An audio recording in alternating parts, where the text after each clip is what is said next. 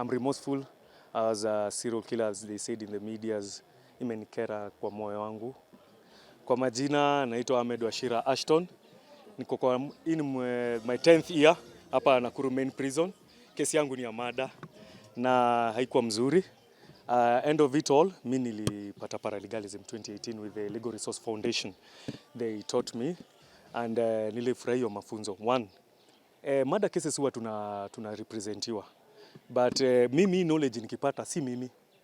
There's a community behind me. We are 1,600. So mimi nikipata 1,600 imepata. Hata kama sitafukia 1,600, at least 100 plus watakuwa wamefikiwa na hii masomo ya paralegalism. So tunasensitize sana na presentation of the court, the court trial process penye unafaa kuwa. And in prison, so kuna ile sasa mental health. Apart from paralegalism, Crime Sipo has a program of mental wealth awareness na inahamasisha watu wengi sana. Yes, I've been in the medias. I've been in the medias 2016. Nilienda viral sana. If you Google me, but all in all, despite vile mkiona hiyo video ya kwanza na ukiniona saizi. Sasa mimi mwenyewe ni kinara. I represent one or two things. Mimi ni Malim, I'm a Muslim in faith. Na wasimamia hapo Waislamu Nakuru main prison, almost 150. So with these programs, they are real and they are helping people. One of them is me. I'm a testimony because sikuwa nakuja vizuri. Anyway, all in all, nimehamasisha watu. We can see Nakuru main. Unaona wafungwa wasumbui. For ile kidogo mmewitness hapa, mmeona at least mko home. Mko home? Mko home. So I came here 2016. Journeyed all the way till 2023, 7 years and 10 months in remand, and then I was convicted for 6 years in custody. Beginning 2023, there's a remission of the 6 years, that is 4 years per year, that is now 2 years in the 6 years, sorry. Sasa mimi nasukuma 4 years, 2027 mimi nimeondoka, na ndaondoka na message kubwa sana, and vile walikuwa wananichukulia, niko na uoga fulani. Normal human nature ya man. Najua sasa mimi ni wa public interest. Public interest iko juu sana. And sasa mkiangalia ile jani ile vile nilikuwa na vile nitatoka is a very different person. So I need your support, even you, the media, because kwamba watu urekebika. Hatukaagi na hiyo animosity forever. We are human beings. We make mistakes and we regret for the mistakes. I'm remorseful as a serial killer, as they said in the medias. Imenikera kwa moyo wangu kwa muda mrefu, and I had a loss and grief because on that journey of kwa hii kesi yangu, my father passed away on 2017. I was in prison, I couldn't witness. Imeniuma.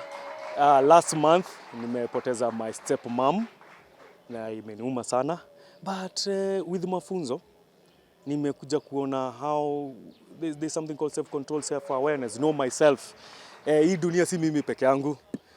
Kuna hiyo kakunu watu najiwekeaga sana. Na hizo mamira zangu, because of the drug intake, si ati nilikuwa ati mimi tu hivyo pana. Sijazaliwa hivyo, mazazi yangu sio hivyo. Mimi paka nilikuwa nakula drugs, miraa, nilikuwa navuta fegi, umeona, nilikuwa nakunywa. Sasa hiyo yote niliwacha because niliona vile nikireflect myself, because nilipona within 1 year. Rehabilitation itaji ati hiyo miaka zenye umepewa. That's why we bargain with the courts kwamba si tumerekebika, tuko na hii na hii. Mimi within 1 year nilikuwa nimesharekebika. By 2017 mimi nilikuwa sawa. So wakati nilikuwa na reflect what I was doing, nikaona kwamba nilikuwa na shida. Na nikaona because hizo vitu hazipatikani jela, nikaona I'm so remorseful to people. Mimi singeweza kaa na watu. Kwanza especially mimi am born here in town, Nakuru town. Singeweza kaa na watu mafala hivyo ama mtu mwenye unajua yangu ni hasara. Mimi nimekaa hapa mpaka na wakora. Who used to rob me when I was working. So niko nao hapa, hapo imagine. Sasa nikaona na wao wenyewe kwanza wananiogopa. Mimi siko naogopa sana because tumedeal na nao. Mimi by the way uko bado mimi ni social worker ama tuk driver, so mimi naona watu naona pesa. Unaona na wabeba na wapeleka, unaona. But with this mad and karibu mambo yangu yote. So msije kwa mwizi, so nilikuwa nachukia waizi sana, but at the end of the day God knows why they are here. You know. So hatuwezi discriminate mtu. So Hebu nikuulize, leo ulichukua furaha? Yeah, ndio mimi hapa. It's me. With the woman who was in your top Yes. So I'm here standing out again. After all that journey. Nimeacha kujificha, munione niko. Kwa majina naitwa Edward Mrei Kariuki. Mimi ni mfungwa hapa hii gereza la Nakuru Main Prison. Nashukuru mwanzo Mwenyezi Mungu kwa kutujalia kupata wafadhili ambao wametufunza sheria. Kwa kuwa kwa kweli tuko na changamoto hapa katika hii gereza na gereza zingine pia. Kwa kuwa unakuta kuna wale wanashikwa na hawajui jinsi ya kujitetea, jinsi ya kujieleza. Na kwa sasa vile tumefunzwa, shukran kwa Crime Si Poa wakishirikiana na ofisi kuu ya jela ya Nakuru, officer in charge, ambaye amekubalia tuweze kupata mafunzo. Kwa kweli nimeshukuru kwa leo kwa kupata hiyo certificate. Na pia mimi mwenyewe nitajitolea kwa kusaidia ndugu zangu, hata nikitoka hapa pia pale nje jamii, wale ambao hawajui sheria, kwa kuwa ni wengi hawajui na tunapitia changamoto mingi pia pale nje. Tutaweza kuwasaidia. Kama sasa hii jela jinsi ya kusaidia pande ya rumand, haswa hao ndio wako na tatizo kubwa. Kwa kuwa unakuta mtu amepelekwa pale kotini, amesomewa mashtaka na jinsi ya kuweza amepewa dhamana, ile dhamana amepatiwa ni ya juu. Jinsi ya kujieleza ili koti kaweza kumsikiza akashukishia ile bondi yake ama akashukishio ile cash bill yake. Hajui jinsi ataweza kujisaidia. Vile sisi tumefundishwa hapa tuweze kuwasaidia mandugu zetu na jinsi ya kama tukikuja kwa wafungwa. Kuna wasio unakuta mtu amefungwa sentence ndefu. Hajui ni vipi ataweza kutuma ile apili yake na jinsi ataweza kuipanga, ndo vile jaji akiweza kufika. Ile jaji akiweza kuisoma anaweza kumsaidia. Unakuta ile yenye ameandika jaji akiisoma hawezi anaidismiss. Lakini kwa sasa vile tumepata ile mafunzo, tutaweza kuwasaidia pia wale ndugu zetu. Manake hao ndio wengi kwa sasa hapa na hao ndio wanapitia wanapitia changamoto mingi sana. Unakuta mtu ameshikwa na petty cases, ameletwa hapa juu ya amewekewa bondi ya 5,000. Hajui ni vipi anaweza kujiexpress kwa koti, aweze kupata ile bondi iweze ama cash bill iweze kushuka. Lakini kwa sasa vile tumepatiwa masomo, tutaweza kuwasaidia hapa na pia pale nyumbani.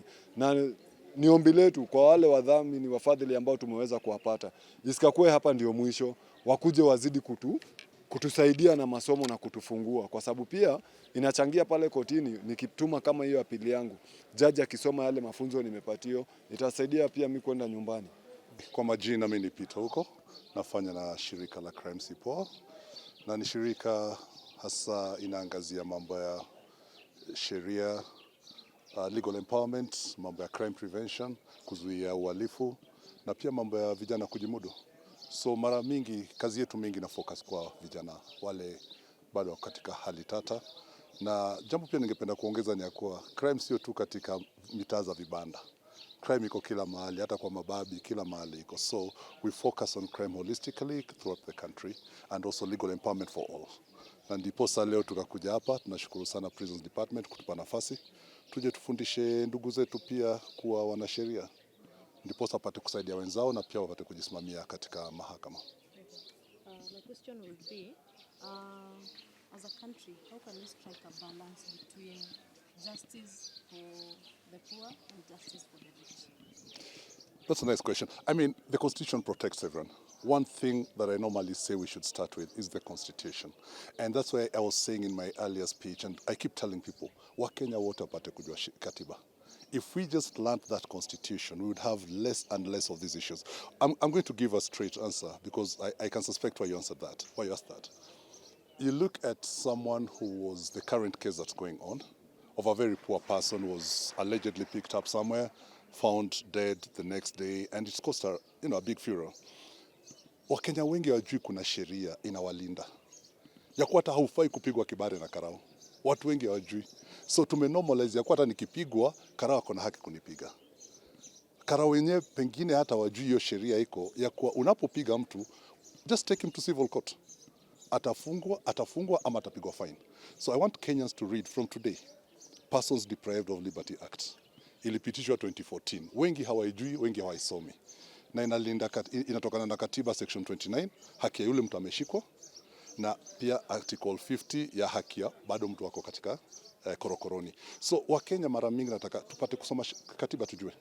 Inatulinda sisi wote, lakini utekelezaji. So juu sijui mwingine ataninyanyasa manake sijui haki zangu. So jambo nataka kufanya kama crime support, nataka kushukuru sana for the state pia. Mnapotuangazia wakati kama hii ni kuambia watu tuingie katika masuala ya sheria. Tupate kusoma ndiposa jambo moja utajua. Kama for example Karawa apige mtu saizi na umpeleke mahakamani, civil case. Umshtaki huyo mtu mmoja alikupiga. Sio wote. Wakifungwa 5, 6, 7 na hiyo fine kwanza ni 500,000 itaisha for real. But jua wajui itawapiga kwa mfuko, wataendelea manake wanafikiri wako na cover. Yet it's not all the police. We have a 70,000, 100,000 police force.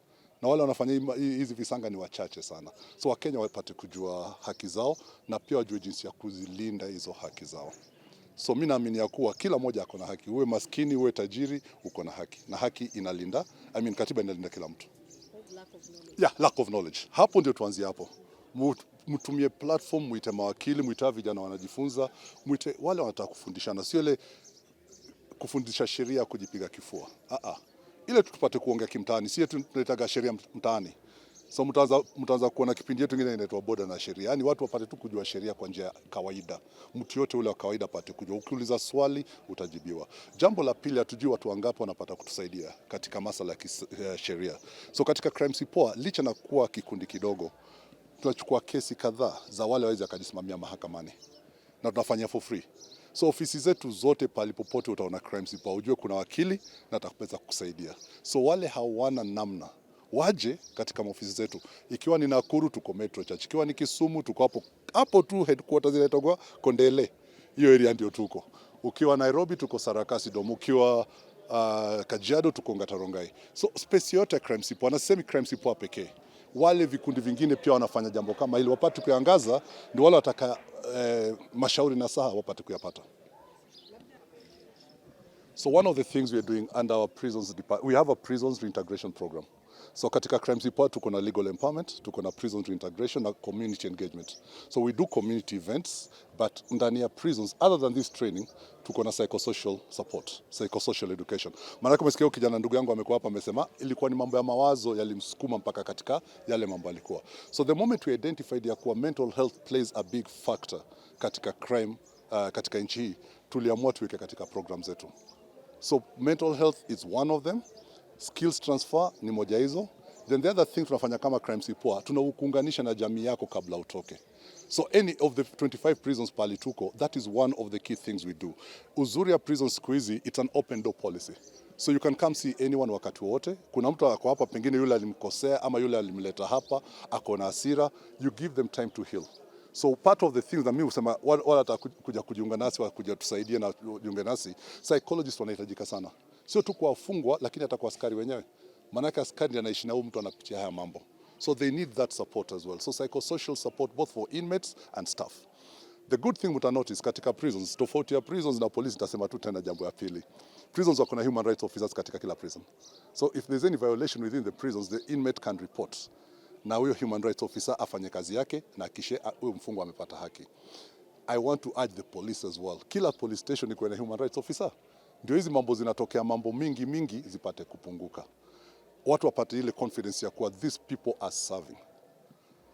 So jambo umeniambia, unapotoka na uko na skill set, umetoka jela, umetrainiwa for example carpentry, umetrainiwa whatever, lakini pengine una soft skill. We are doing that training as well. So crime support goes beyond just the paralegal training. We do skills transfer, we do psychosocial support, tunafanya spiritual counseling as well. Whatever will help mtu anapotoka aendelee na maisha yake. Na wengi wametoka hata hapa Nakuru. Wengine wametoka tayari, wameajiri wengine wakifanya kazi kama charani, vitu kama hizo. So nataka tu jamii pia ipate kuwapokea, ipate kuwakubali, ipate kujua ya kuwa huyu jamaa kama amewachiliwa ya kuwa amerekebika, basi tumpatie nafasi apate kufanya nini, apate kuendelea. The prisons department is overcrowded. Hata ingawaje juzi the president released some people, the numbers are still too high. You see, like Nakuru prison, this is a prison that was designed, I think, for 450 inmates. Right now, it has almost 1,800 inmates. So it definitely compromises the quality, because if you look like in a school, maybe one teacher should have 50 students. Now, if you have 150, the quality definitely goes down. They can't give that individualized attention. So one of the key things is how can we work hard on prevention so that we don't have the numbers coming in as high. Number two, how can we ensure that the court system is used justly? Sio ile watu tu wamewekwa ama amesingiziwa ama nini, but yule amekuja hapa anajua kweli kuna kitendo nimefanya inafaa nirekebike. Ndugu yangu amewambia hapa within 1 year ashajua makosa yake, asharekebika, nataka anze maisha yake upya. So hiyo self realization inasaidia mtu anapopewa nafasi in an environment pale, akitaka kuona askari ataweza kumuona, but kama wako wachache inakuwa ni vigumu kidogo. So I think one of the key things we should focus on is what are the alternative justice systems. Kuna restorative justice. Kuna mtu pengine aliiba simu. Juzi niko na video, kijana moja huko Mathare amepigwa mawe juu ya kuiba simu mpaka wakauawa watu wawili. You get it? But hii simu ni 3,000. Na niliambiwa wanaibaga simu hivyo waende fanya nini? Waende wakunywe. Wauze 3,000 wakunywe. Je, kama tumehamasisha kijana ya kuwa kuna njia badala za kafanya. So I call upon the entire country, kila mtu aongeleshe tu wa vijana. Si hatu wamezaliwa wakiwa wezi, si hatu wengine hata ni graduate wako na masters wanaingia katika hiyo jambo. But napoongea mambo ya wizi, mbona mara mingi tunaangalia tu wale wako katika hali ya mitaa za vibanda. Ati hao ndio wezi. Mbona wale mabilionea watu waitage wezi? Mtu akiiba simu tumesema ni mwizi, lakini yule amebeba mabilioni zetu, wacha tuwakeme wote. Wizi ni wizi. Na hii wizi bila break pia tuimalize. First of all, I sincerely want to thank the sponsors of the graduates who are graduating today. We have that 6 prisoners and members of staff who are graduating today as paralegals. And I want to say that this will go a long way in assisting the prisoners in approaching their matters in courts, doing the appeals and so many other things. About Sexual Offences Act of the prisoners who are charged under the Sexual Offences Act, the population is rising every day, and it is becoming a concern because looking at the population that we are having today, a big percentage of them are charged with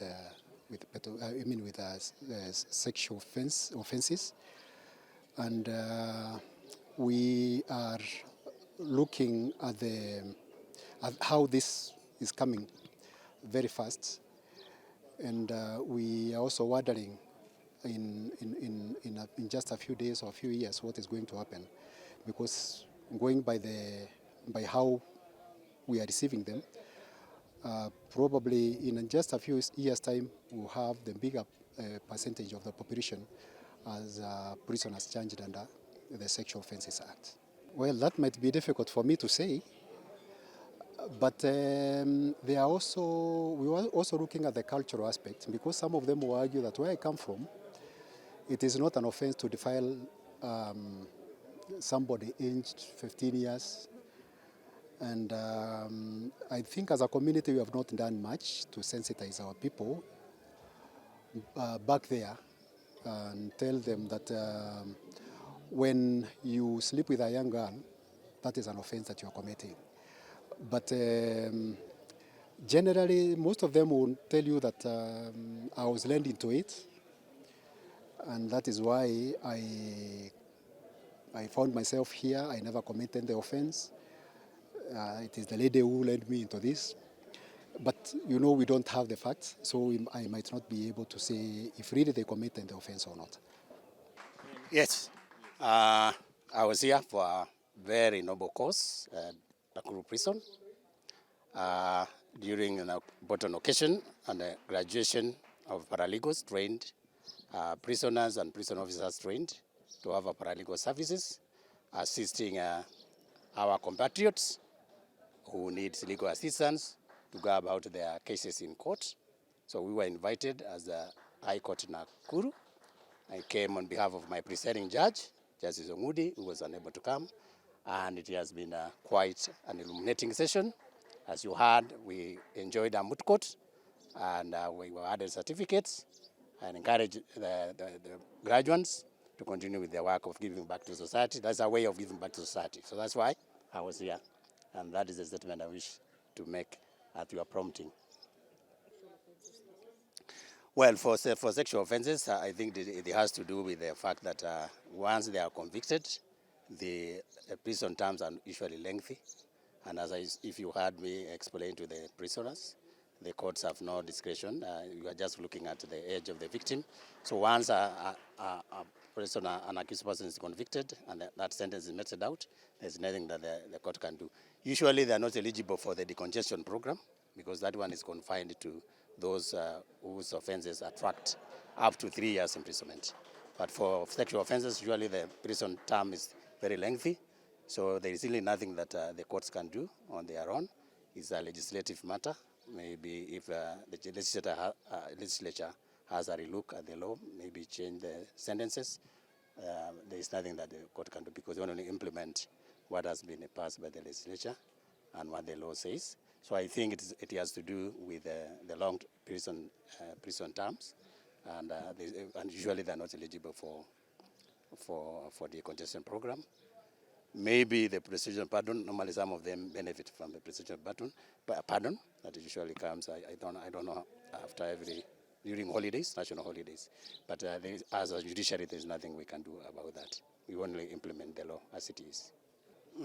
We usually also have an engagement with the public. We have judiciary open days. If you follow the judiciary calendar, you'll notice that we usually organize judiciary open days, during which members of the public are invited, all stakeholders in the administration of justice are invited.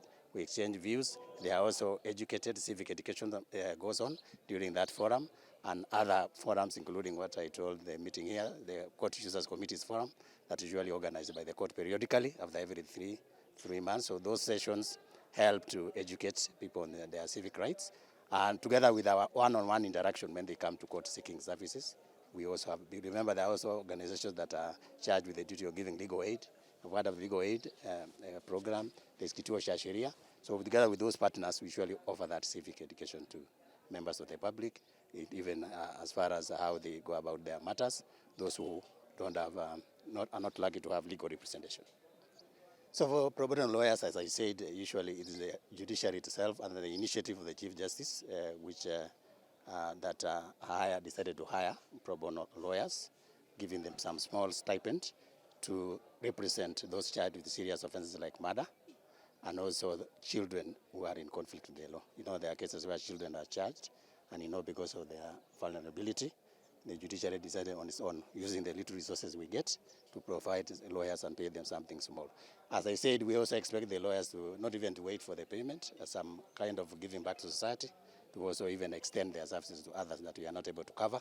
But that is the only much that the judiciary can do with the resources that we have at the moment. As I said, ideally, every accused person ought to have a legal representation under the state expense, but because of the practicality of lack of funding, it's not possible to provide each and every accused person with a legal representative.